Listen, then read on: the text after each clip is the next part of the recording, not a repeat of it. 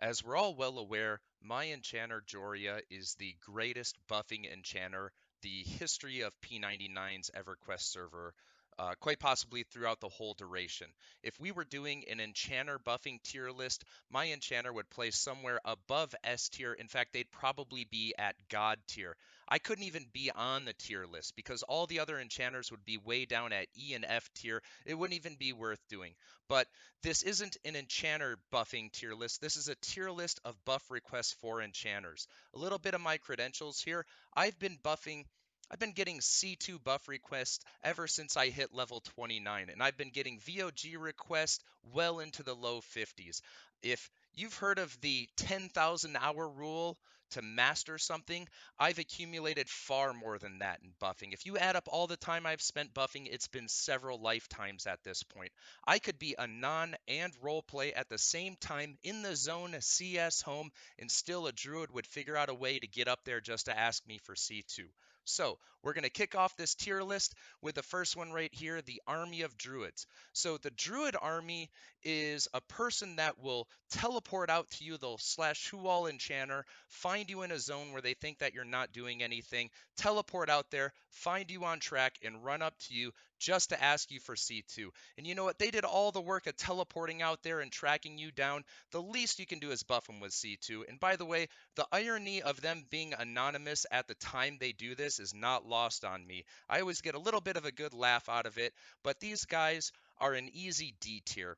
By the end of the day, they're really pretty harmless. They just want to buff and then they're going, and then they're going to spend the rest of the duration of the C2 you just gave them looking for the next enchanter to ask. These guys usually offer a port in return, or they'll tip you, usually 10 plat or something like that. So they're relatively harmless. And the ones that don't do that, they usually give you the empty promise of, if you ever need a port, look me up, fully knowing that you're never going to ask them for a port. Okay, so moving on. We've got C2. This is a key spell that every enchanter always has on their bar all the time. So why is it here? It's because of who is asking for it. So we're taking context into account for this. This one is necromancers asking for C2.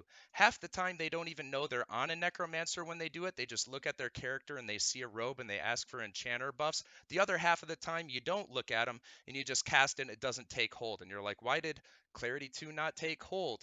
Oh, I just cast it on a skeleton, right?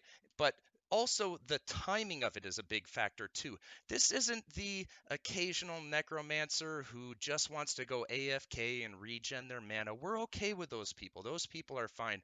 These are the ones where you're in VP and the train up has already happened and the dragon is coming and the pull is well underway and you're already 5 haste requests behind and you're scrambling to get all these buffs in, and that's when the necromancer wants C2 from you. So that's going to be an A tier right there. But we're not done with necromancers yet. We're moving on to the spell Rune.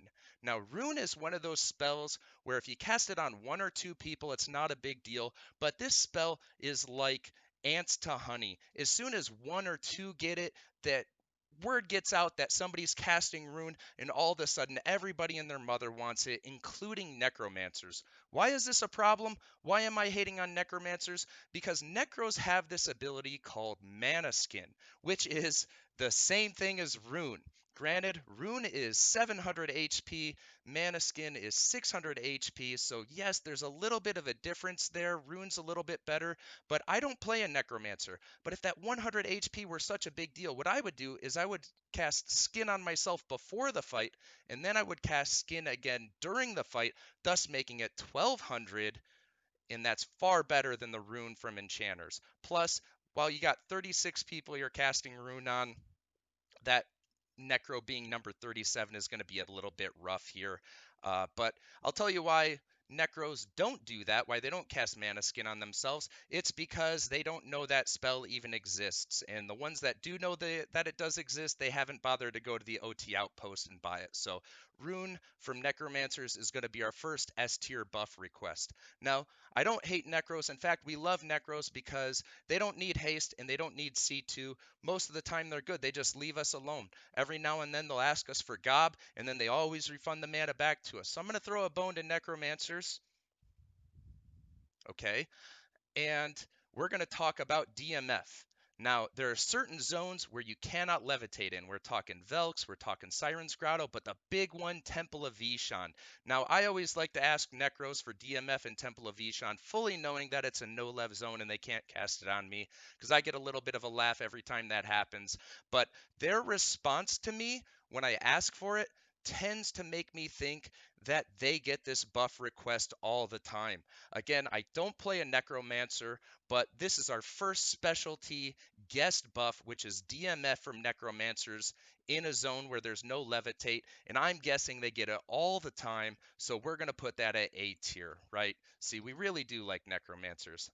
Now, the next spell on the list is Gift of Brilliance. Gift of Brilliance is a spell that has two components to it. It has a mana regen component to it and a mana pool buff component to it. The downside of it is it costs 450 mana. It is by far the most expensive spell in the Enchanter arsenal aside from Purify Mana, and that one costs 4 rubies. What does Gob give us in return for that 450 mana?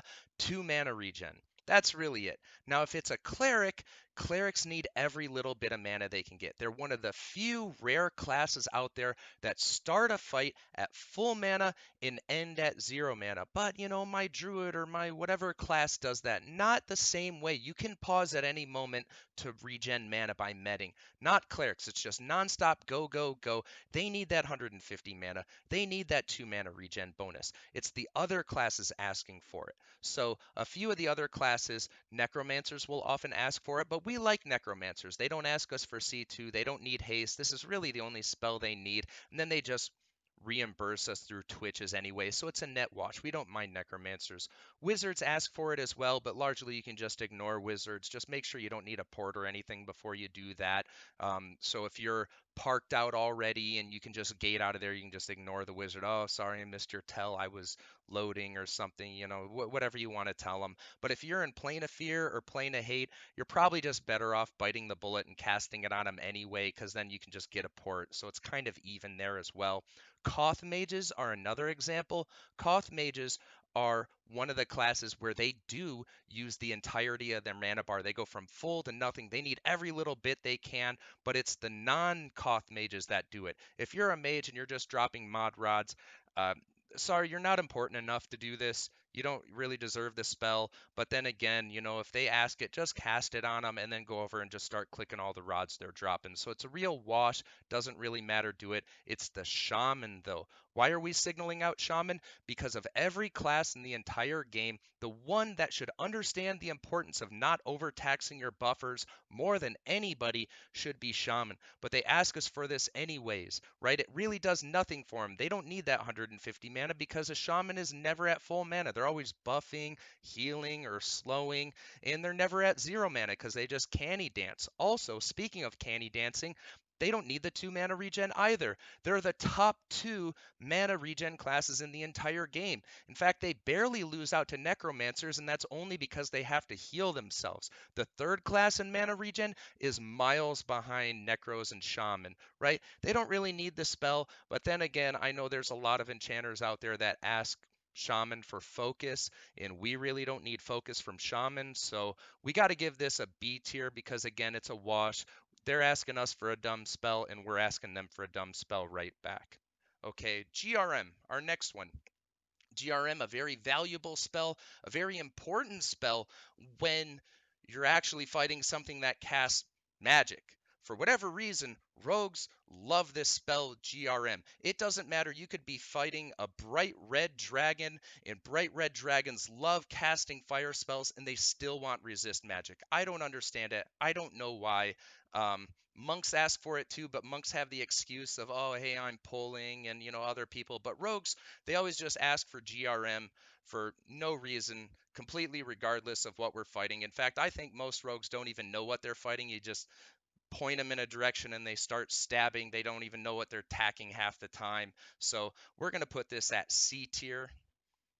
All right, the next one, Enlightenment. Enlightenment is one of the most useless spells in the entire Enchanter arsenal. It does literally 21 intelligence and 21 wisdom. I don't think I've ever cast this spell on my Enchanter aside from when I was doing trade skills. So why are people asking me for a trade skill buff during raiding?